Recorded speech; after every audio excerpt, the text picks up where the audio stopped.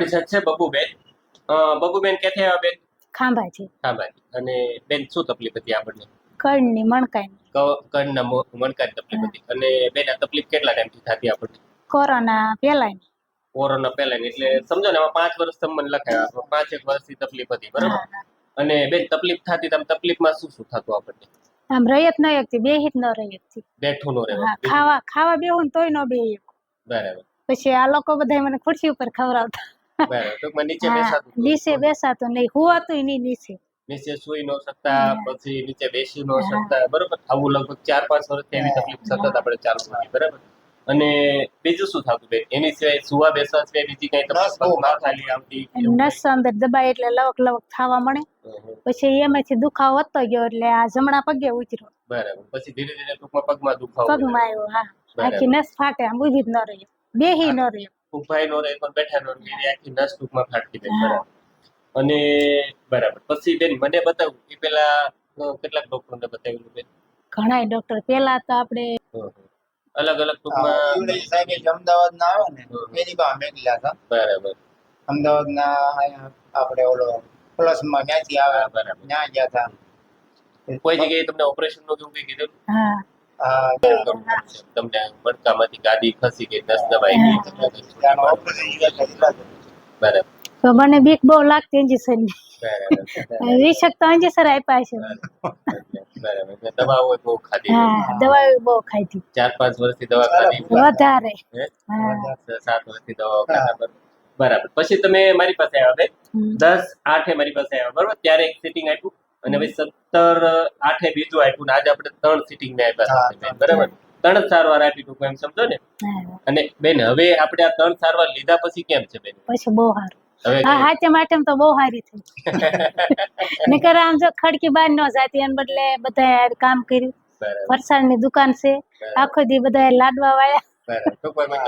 તકલીફ નથી થઈ. જે સાવ બેસી જ નહોતું શકાતું, નહોતું રહી શકાતું, એ ટૂંકમાં હવે તમારી ઈ બધું રેડી થઈ ગયું છે, બરાબર? અને ચાલવામાં બેન કઈ તકલીફ આવે નહીં? ચાલવામાં નહીં. હવે કેટલું ચાલી શકો? હજી આમ કિલોમીટર ઉપર વહી જતો. હવે ચલાય છે, પેલા નું ચલાવતો? પેલા નો ચલાવતો. હવે આપણને બબુબેન તકલીફ શું હતી આપણી?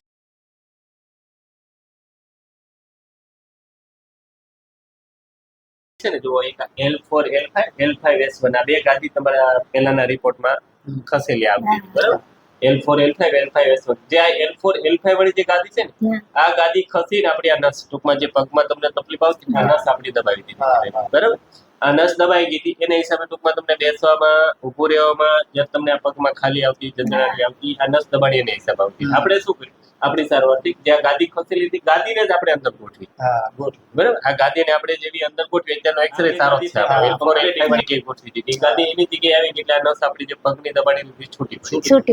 નસ છૂટી પડી એટલે આપણે દુખાવામાં રાહત થઈ, બરાબર? એટલે હવે ઘણું બધું સારું છે બેન, બરાબર? આપણે કશું નથી કર્યું, ટૂંકમાં એલાઇનમેન્ટ જે બગડ્યું હતું એ ગોઠવું આપણે.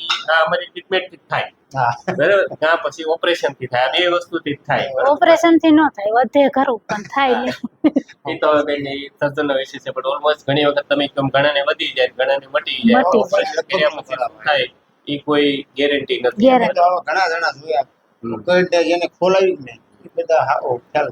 હા, અહીંયા ધરુપકામાં અમારા બાજુ ગામ છે, હમણે તો ઓપરેશન કરાયું કર્યું તે બિચારાને ઘરે આવ્યા હતા, ગાદી પાછી ફાટી. એટલે તો બેન કઠણાઈ હોય તો થાય, બાકી કોઈ ડોક્ટરને ઓપરેશન કરીને કેસ બગાડવાની ગણના પણ એ વસ્તુ જ એવી છે. એ સ્ટ્રક્ચર એક ખોલ્યા પછી શું થાય ડોક્ટરે જવાબદાર એ વસ્તુ અઘરી છે, બરોબર? એટલે તમે બહુ સારું ડિસિઝન લીધું, ઓપરેશન ન કરાવ્યું. પૈસા ઘણા ખર્ચા, તો પણ તોડાવું જ નતું અમારે, તોડાવું નથી કહું. બરાબર. અને બબુબેન કેવી લાગી તમને મારી સારવાર? સારી લાગી. તમારા ભાઈ ને આજુ ના પાડતી હું આપણે પોતા નથી પડાવવા એવી જરૂર નથી, પણ તો એ કે પડે કરાવી લીધું. મને ખ્યાલ આવ્યો, તમને ખ્યાલ આવ્યો. ખરેખર બે સારવારમાં જે ગાદી બહાર સટકી ગઈ હતી ને તો ગોઠવાઈ. ગાદી તકલીફ વાળા દર્દી હોય બેન તો આ વિડીયો નો મારફત એમને તમે શું કહો મારી સારવાર બાબતે? હવે લાવું એટલે થઈ જાય. અને વલ્લભભાઈ શું કહો તમે? શું બેન ને કેટલાક તમને હેરાન કર્યા? જરા વર્ણન. બહુ હેરાન કર્યા,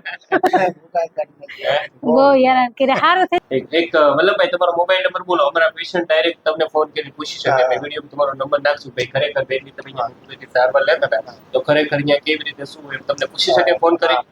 બોલો નંબર બોલો. 9712 66 70 63 સાવ ઢીલું. બસ ઢીલું. બરાબર. લો ઊંડો શ્વાસ લો. છોડો છોડો શ્વાસ લે છોડો. ઢીલું સાવ ઢીલું. બસ ઢીલું. બસ. છોડો છોડો. બસ બસ બસ. છોડો છોડો છોડો. યસ આગળ જો.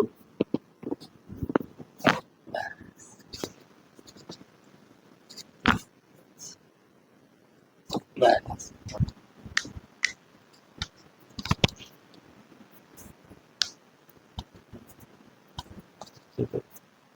બસ. છોડો બસ. છોડો છોડો છોડો. બસ